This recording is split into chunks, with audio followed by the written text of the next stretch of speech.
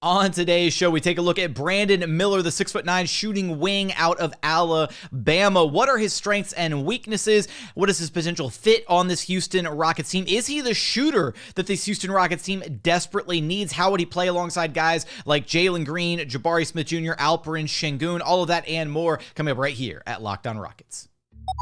This is Mission Control, Houston. Ignition sequence start. The Houston Rockets select Jalen Green, Alperen Sengun, and Jabari Smith Jr. T-minus 15 seconds. Guidance is internal. Every time I step on that floor, I'm coming. Hey, Houston fans, I am so happy. You're getting somebody who's going to come in with a chip on their shoulder, somebody who's going to come in and compete from day one. 6, 5, 4, 3, 2, 1. What's up, and welcome to another edition of Locked On Rockets, your daily podcast, home for everything Houston Rockets basketball. As always, I'm your host, Jackson Gatlin, native Houstonian and credentialed media member. I'm also the host of Locked On NBA Mondays. Be sure to follow along on Twitter at JT Gatlin. The show, of course, at Locked On Rockets, free and available wherever you get your podcasts, including YouTube, where I want you to drop your thoughts on Brandon Miller after the episode, before the episode. Let me know how you feel about him as a NBA draft prospect. But as always, thank you for making LOR part of your day every single day, whether it's on the way to work, on your lunch break, in the gym. Thanks for making LOR part of your day every day. Now, today's episode is brought to you by FanDuel. Make every moment more with FanDuel. Place your first $5 bet to get $150 in free bets, win or lose. Visit FanDuel.com/lockedon today to get started. Joining us now for further draft prospect breakdown today, focusing on Brandon Miller, is none other than Nathan Fogg, the founder of the TN Prospects blog. You can follow him on Twitter at Nathan Fogg1. Don't forget the second G. That's Nathan Fogg1 on the Bird app. And Nathan, we have gotten through the Thompson twins, and we are moving down the pecking order of potential Houston Rockets NBA draft candidates. And we're going to focus on Brandon Miller today, who's a guy that, I think he's safely, I can't say safely yet, but I feel like I'm ready to put him at like the 3-4 spot somewhere on my board. He looks really good. Yeah, he's just steadily been rising on people's boards. I think it's very mainstream now to have him third. I think shout out to Rafael Barlow on Twitter, really good draft content guy who I think was first to put him third. And now Adam Spinella has him there. So he's just he's been like the best player in college basketball easily this season. So whenever you're doing that, you're going to have a lot of love for you. And this, I would say he's probably the safest bet outside of Scoot and Wemby to go top 5, because I think there's more variance with like Asar, Cam. Armen, I'm sure, is quite a lock them too. But it's between those two in terms of like these guys. I would be shocked if they fell outside 3, 4, 5. Let's get through some of the basics on Miller here. He's 6'9". He's got a 6'11" wingspan. He's about 20 and a half right now. His draft age, he'll be just under 21 years old before the draft. I mean, he's a shooter though. That's what he brings to the table. And unfortunately, Nathan, I want to get really excited about Brandon Miller, but we've been burned before with a prospect out of the state of Alabama who was supposed to come in and be a knockdown shooter and came in and hasn't been able to hit the broadside of a barn, unfortunately, yet with Jabari Smith Jr. So fool me once, shame on me. Fool me twice. No, look, he's a shooter, and I mean, we can break this down. He's not just a spot-up shooter, right? That was the thing with Jabari, right? Is he was like, okay, well, he's coming in, he doesn't have much of a bag. There's quite a bit more fluidity to Miller's game, right? Kind of shades of, I don't know, maybe some Paul George in there a little bit, right? Kind of that nice, fluid, lean, versatile wing. Where do you want to go with? I mean, starting with the shooting is probably where we should start, right? That's his calling card. Yeah, and the Jabari one is I feel like any other time we would do this podcast, we would never even have question whether Brandon Miller could shoot, because he's like such an amazing shooter. But unfortunately, we've watched this season how it's not a slam dunk, and it is, there is some variance there. Very quickly, I still think Jabari can be a good shooter. He was a very good shooter in high school, in college for Team USA. He's a very good free throw shooter. There's a lot of adjustments to the NBA. You don't really get an off season in your first summer, so that could all happen to Brandon as well. He could not have his legs under him, get used to the extended 3-point line.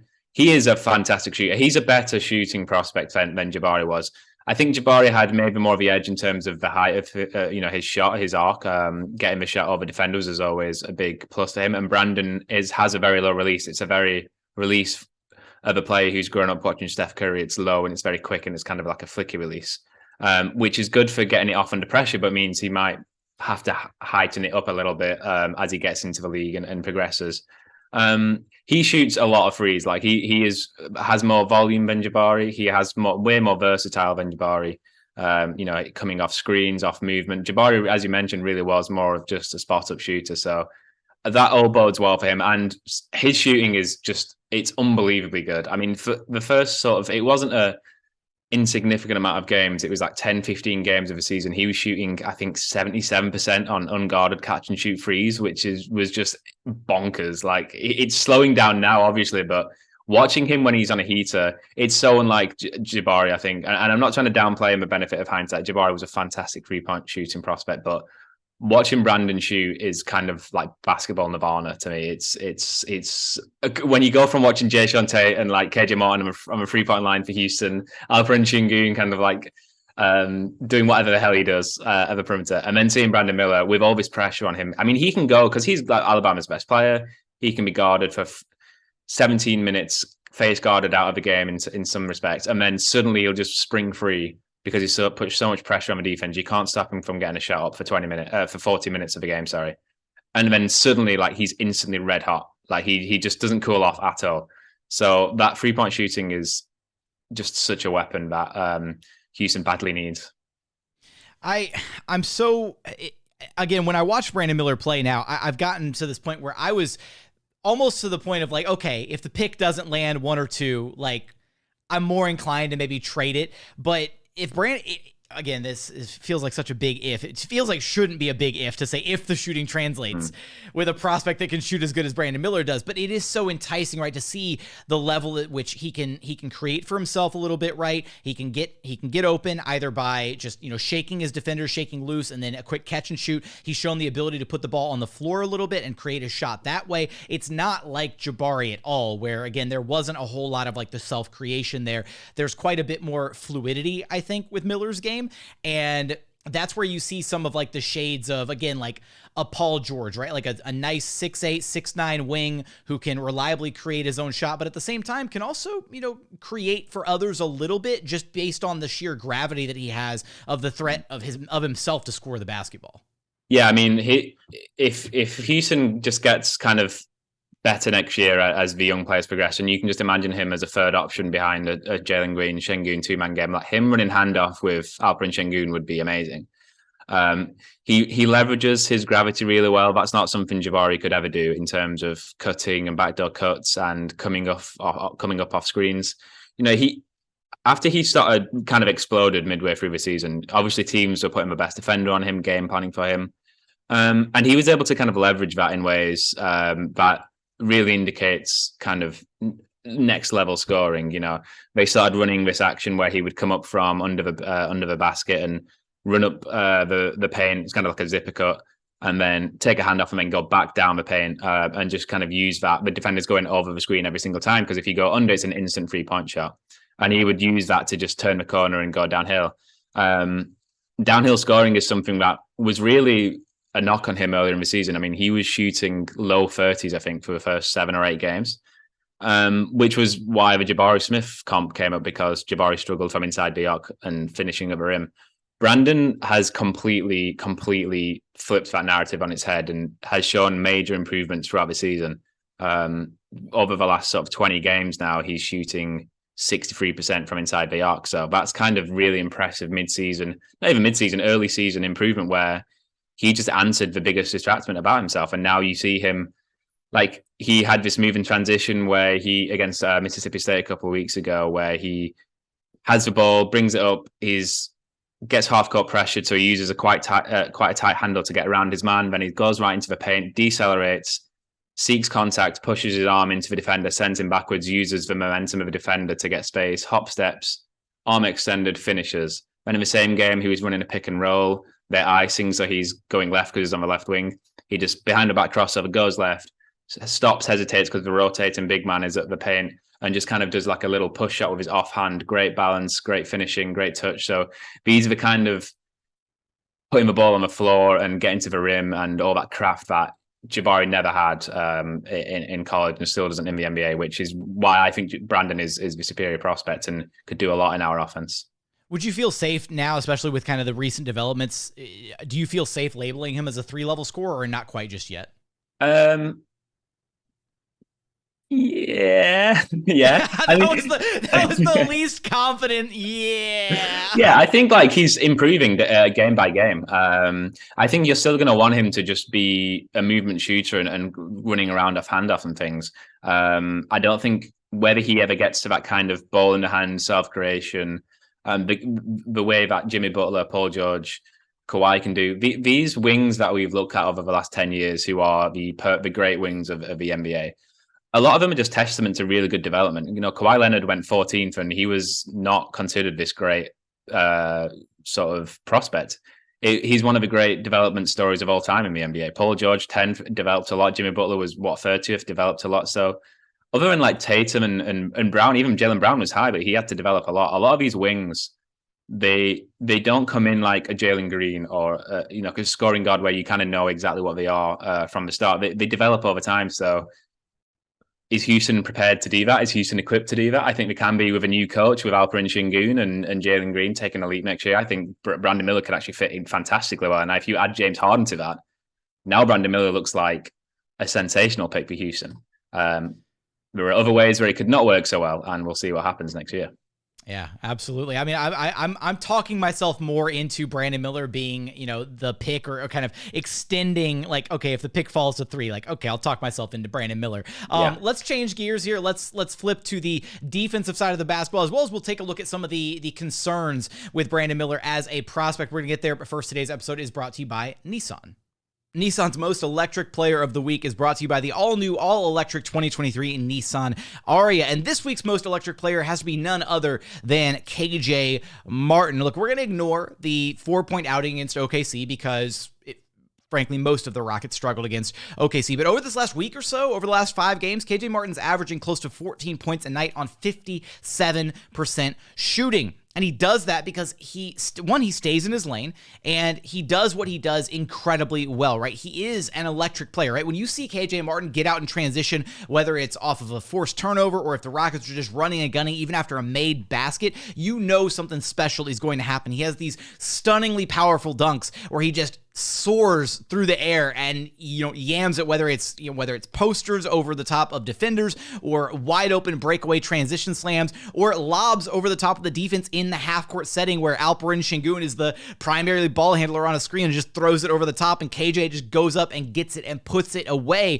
But not only that, not only does KJ have the powerful dunks, he also has kind of a duality to his game where he's added some finesse, right? Where he has this combination of finesse and power where he's able to drive and still get those kind of like soft finishes in and around the rim. He's got a deceptively good touch around the basket. So that's why KJ Martin is your most electric player of the week. If you need some more electricity in your life, go check out the 2023 Nissan Ariya, which packs pin-to-your-seat power and premium intelligence all in one electric vehicle. The all-new, all-electric 2023 Nissan Ariya, the EV for people who love to drive. Shop now at nissanusa.com. And continuing on here at Locked On Rockets, your daily podcast home for everything Houston Rockets basketball, focusing on NBA draft prospect Brandon Miller. Now let's change gears here and let's flip to the defensive side of the basketball, Nathan, because when you look at Miller, he's got a good body, right? 6'9", 6'11" wingspan.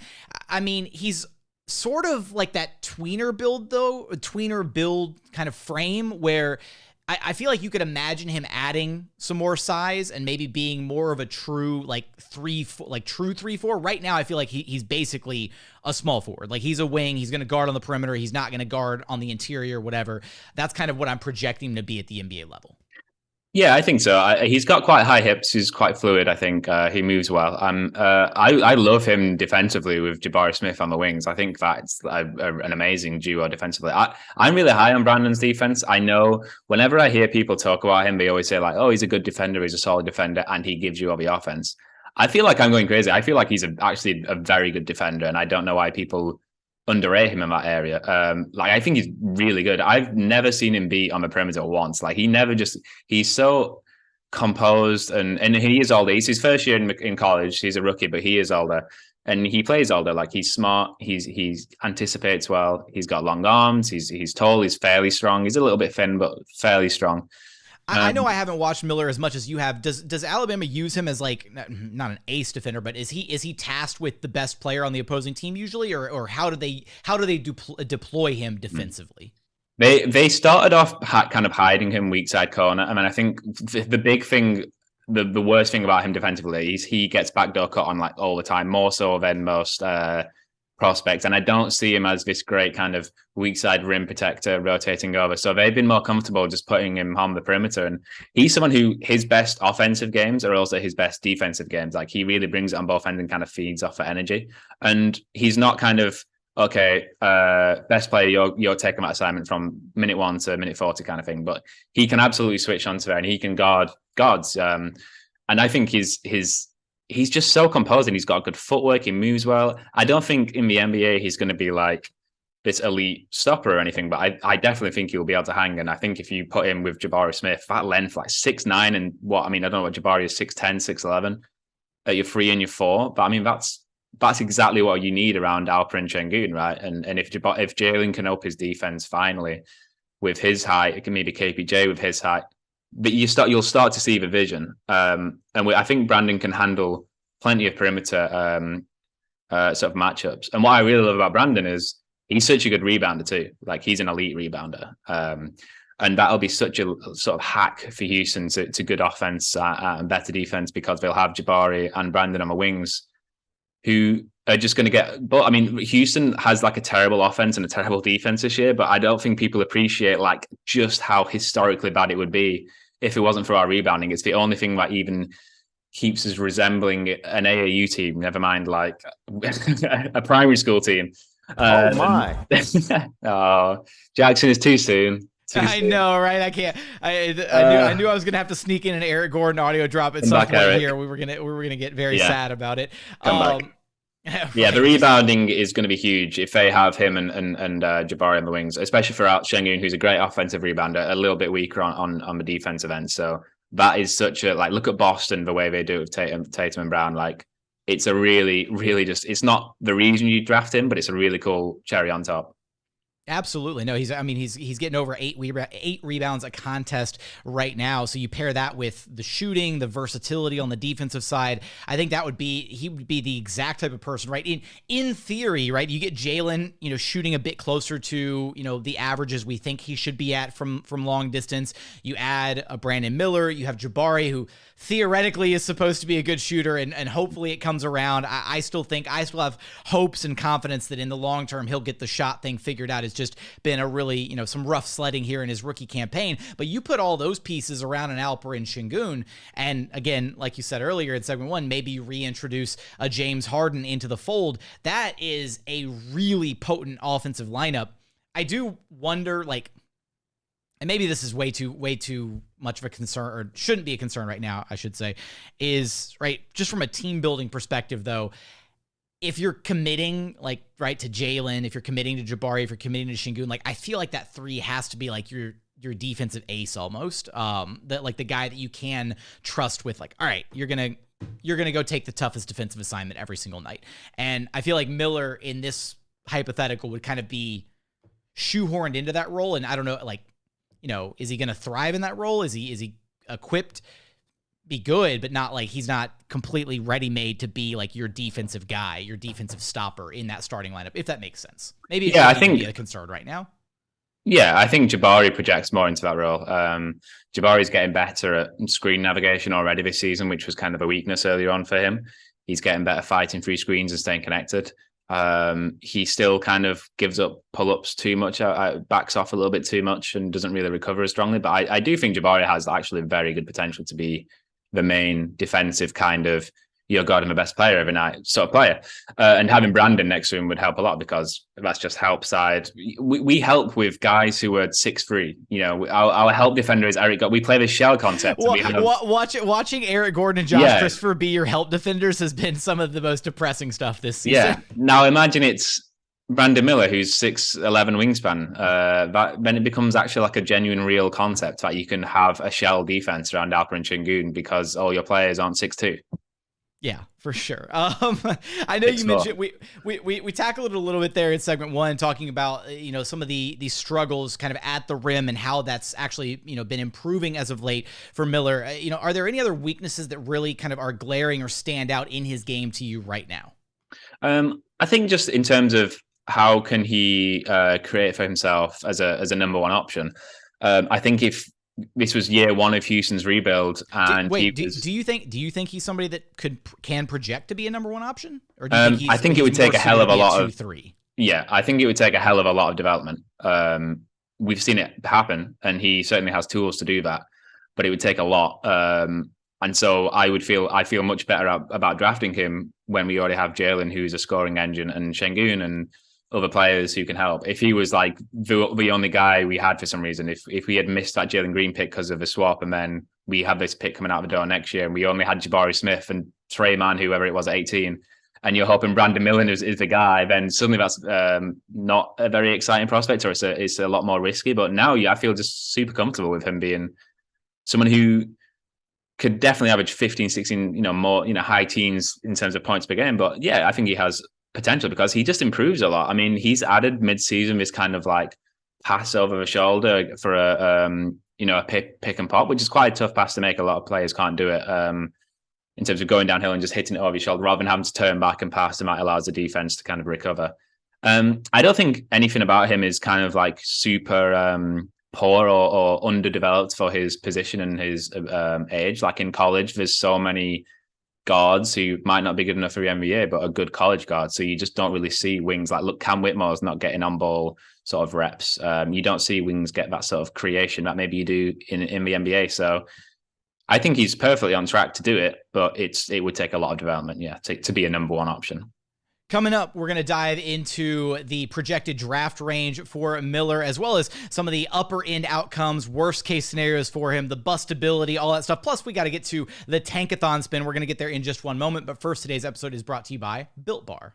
If you're looking for a delicious treat but don't want all the fat and calories that usually comes along with it, then you got to check out Built Bar, because with Built Bar, look, healthy is actually tasty. Seriously, they're so good that you won't even think that they're good for you. Perfect if you're still holding strong to your New Year's resolutions. What makes Built Bar so good? Well, they're covered in 100% real chocolate, and they've got so many incredible flavors to choose from: churro, peanut butter brownie, coconut almond, strawberry, raspberry, cookies and cream, salted caramel, my personal favorite, coconut brownie chunk. But you really can't go wrong with a single bar on their menu. And we've been telling you for a while that you can order them online, and I'm going to tell you how to do that in just a second. But now you can also walk in person to your nearest Sam's Club or Walmart and just go grab a box right off the shelf. You can walk in person. Now, if in person isn't your thing, if you want to order them online, you can do that just as easy. Just go to built.com, use promo code LOCKEDON15 to get 15% off your very next order of the best tasting protein bars on the market. Again, that's promo code LOCKEDON15 for 15% off at built.com.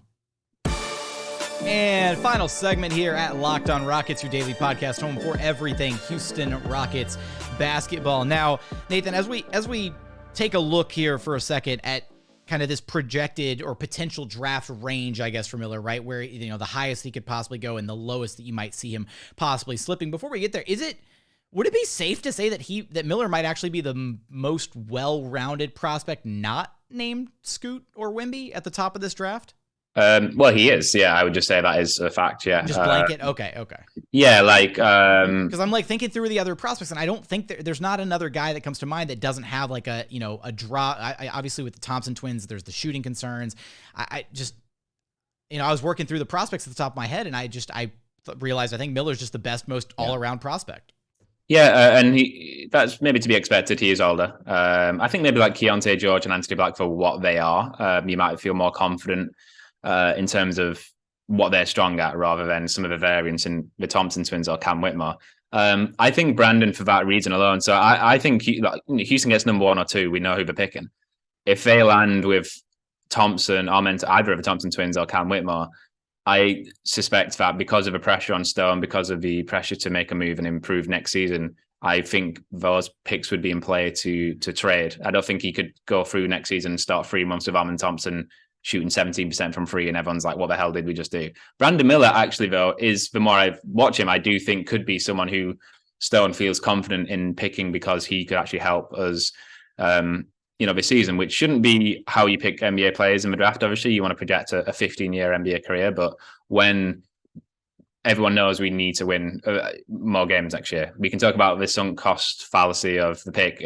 We can talk about it all day if we want. The fact is, Houston is going to want to win more games next year because Rafael Stone realizes he's probably going to get fired if we don't. So Brandon Miller, actually, to me, is a very realistic pick where I could see Houston having him third on their board because of his instant translation to the team and how he could help. And he does still have, I think we can also pretty safely say that looking at what he projects as a player, the 15-year player arc probably looks pretty promising too. So when those two things kind of go hand in hand, where he's the best player, best player available, best prospect, but he also helps you like win right away. Like you're just like, okay, cool. Like we'll take it. Yeah. So obviously upper end outcome, pick number 3. How low do you think he could possibly slip in this year's draft? I mean, 7th, I guess. I would be quite surprised. I think top 5 is close to a lock, but you never know.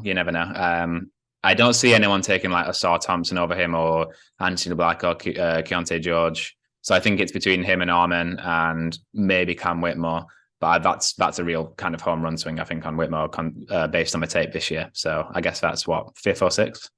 Yeah, 5th or that puts him down to 5th or 6th. Is there a world where, depending on who, like, and this is the crazy part, right? Now I've talked myself into this a couple times, right? Is depending on who gets pick number 2, like, is there a team out there that might outsmart themselves? Like, I don't know, the Hornets, right? They're like, okay, we've got LaMelo, we don't need Scoot. Like, let's go grab Brandon Miller, number 2 overall.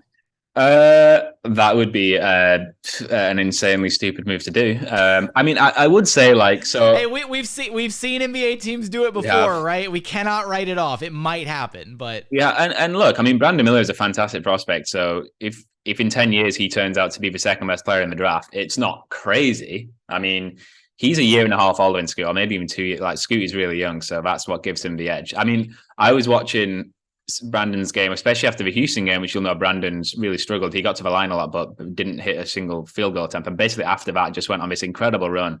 And if you're watching those 10, 15 games, if anyone wants to watch Brandon Miller, watch the Gonzaga game. It's incredible. It's one of the best college performances you'll ever see from a player. And if you're watching that, I remember thinking like, God, could he be better than Scoot Henderson? And then I remembered the age and I was like, okay, calm down, Nathan. He's older. And all the other games counted where he was struggling at the start of the season too. So no, he third is his ceiling. I feel very confident about that. Okay, all right, fair. But if it happens, we're going to revisit this podcast. I'm going to pull these receipts, Nathan. Never bet on Charlotte doing the right thing, I guess.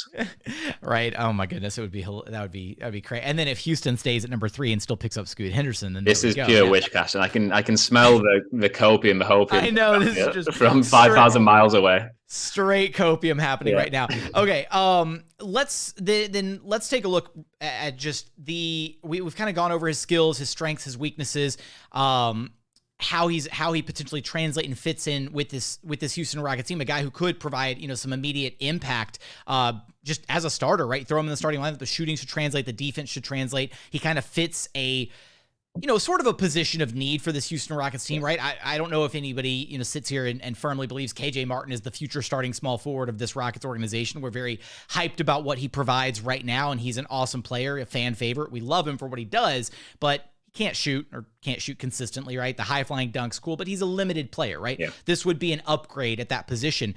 When we look at Miller, what do you think his floor is, though, as an NBA player?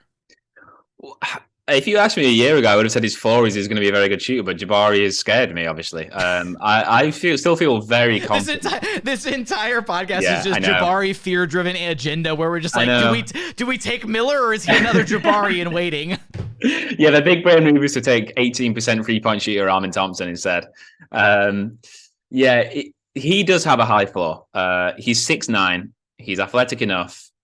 He's smart enough. And he's older as well, so you kind of know he's a professional basketball player. I could see him having like a Keegan Murray type impact. He's not as old as Murray, and not as kind of polished as a scorer on the inside. But I think he has a floor as an NBA scorer. And I do think will help out defensively. He'll get rebounds as well. So there's a rotation player in there. And if Houston, even if we draft him and you think, you know what, he never kind of worked out on the high potential wise. If we have Harden and Sengun and he's just kind of like a guy on the wing who's just better KJ Martin, that's a good player. There might be players who are better than him in the draft, but I think he's well worth he's a high floor guy to me. And what Brandon is as well, he's a competitor. He's got a really good work ethic. Alabama does this thing. It's kind of cringy, but they have hard hat awards where they give points for like loose ball. Like if you dive on the floor, if you get a rebound, if you get a steal, all these kind of like hustle things that add up and they count every game. Like, did we win the hustle stats? And they give out hard hats. It's a little bit cringe, but like they really believe in it and they really buy into it. I didn't know that. That's actually really that does sound kind of cringe, but that's also kind of cool. Like they buy into it. The fans all have the hard hats and like they hit their hats, hit the helmets, kind of like when we're at the free throw line and stuff. It's something that can go one of two ways. It's very like David Brent from The Office, if you've watched the UK Office, or Jim Boylan. Sorry, no, I'm getting mixed up. The Chicago Bulls coach, you know who I mean? Yeah, for sure. I think I just named a college coach. I'm very sleep deprived, by the way. No. You're good. You're good. It's but okay. It's good. That's kind of what I want to see when you're drafting a player onto this team is somebody who really does take that seriously and he does fight. And like I said, his best defensive games are his best offensive games. It really feeds him on both ends. So he's come through that culture where like if Alabama are up 15 and they've just got a dunk, their coach, Nate Oaks, is like shouting, get back in transition, or for early offense. So he is somebody who is used to running and playing hard every minute of the game, which would be a very welcome sight in Houston. That'd be, and I mean, when you think about it, projecting a forward rotation of the future, Miller, Jabari, and then Tari, that's a really exciting trio. And then you might even still be able to factor in KJ Martin, depending on what his future looks like. I mean, that those four guys could hold down the 3-4 spot for years to come if Houston decided to go that direction. I wonder. Well, I was gonna go a different direction here. I mentioned I mentioned Paul George a couple times because that's just who, like, when I see him play, that's just the game. Like, his game kind of reminds me of a younger Paul George, right? Somebody who's not quite as polished as PG is right now, but you can kind of see those glimpses there. Are there any other guys that you kind of like his game reminds you of? Any other comps that you have that you want to throw out there? I hate when you ask me comps unprompted. I'm so rubbish at them. I think comps are great though, right? Because like, here's the thing is like, I've watched enough to have a feel for Brandon Miller's game. You've watched substantially more of Brandon Miller than I have. And then there's people that are not going to watch a single second of Brandon Miller until he's maybe wearing a Houston Rockets jersey. And that's the cool thing with comps is like, you can at least give people an idea of like, who might this guy look like as just? Well, I had a bit last year when we were doing this podcast. I did a bit where I compared every player to Daniel House. So he's like Daniel House, except if he shot 34% from free, and was 6'9". Oh, God. And less horny. Is this our new bit? How is his rapping? Is he gonna drop an album? I don't know, but he could his album be too for the house for the team because he's jersey number 24. There we go. I've heard his podcast numbers are very good though. Okay, all right. Podcast numbers through the roof with Brandon Miller. I love it. All right. Any other final thoughts you want to chime in here, Nathan? I know you mentioned his best game, Gonzaga. Is there in your eyes like the worst game, so people can get a feel for like his best versus worst performances this season? I think just early on, you'll see how he was struggling at the rim and just kind of like setting off too soon on his drives when he's going up to the rim. So the first sort of 5 or 6 games. He's actually shot quite poorly recently, just for a few games. Like he had 1 of 4 against Mississippi State from deep, only had 13 points. But I think that's a good game to watch where you see all the other stuff he was able to do anyway and kind of figure things out and still be impactful. So the Mississippi State one fairly recently is a good one to see what happens when he doesn't hit a million threes and how he still impacts the game. Okay, good stuff. Now, I fixed in the production studio, if you will. I fixed it to where when I'm by myself, I can do the tankathon spin and it's on the screen. And then I realized as we hit record, I don't have that set up for when we have two people in the studio. So that's on me, guys. I'm so sorry. So we will have to just do the tankathon spin, and you will have to just wait in eager anticipation for me to actually say the results rather than just visualizing them on the YouTube video. But seeing as how we are a podcast first and foremost, you've got to wait for me to say the results. Anyways, Nathan, are you ready for the tankathon spin? Yes. All right. Where do you think it lands? What's your gut telling you? 5.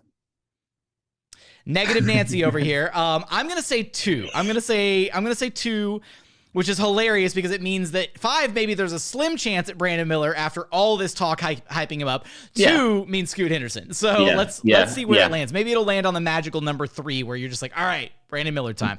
Here. Oh, Miller time. I want Brandon Miller just for the nickname. I want Brandon Miller just for the nickname. And we can get Craig Ackerman to say, hey, Brandon, let's party. Like, just like let's go, Brandon. With Wait, Chase is that... Budinger. Are we allowed to say "Let's go, Brandon," or is that being co-opted back yet or not? I don't know. Oh, my I don't understand goodness. American politics. I don't want to understand American politics, so let's just pretend I never said. Let's stick with Miller time. All right, Miller time it is. Here we go. Let's spin the wheel. What do we get?